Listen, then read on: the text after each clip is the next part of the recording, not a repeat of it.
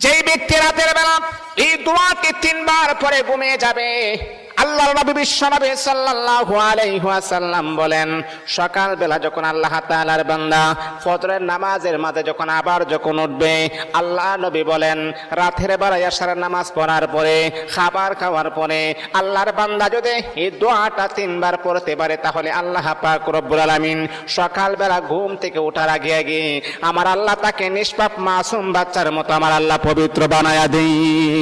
দোয়াটা সবাই আমরা জানি, আমরা সবাই কিন্তু দোয়াটা জানি, কিন্তু আমরা আমল করি না। দোয়াটা হলো আস্তাগফিরুল্লাহাল্লাযী লা ইলাহা ইল্লা হুয়াল হাইয়ুল কাইয়্যুম ওয়া আতুবু ইলাইহি লা হাওলা ওয়ালা কুওয়াতা ইল্লা বিল্লাহিল আলিয়্যিল আযীম। 3 বার যদি আপনি পড়তে পারি, ইনশাআল্লাহ আল্লাহ পাক রব্বুল আলামিন আমার আপনার জীবনের সমস্ত গুনাহগুলোকে আমার আল্লাহ ক্ষমা করে দিবে।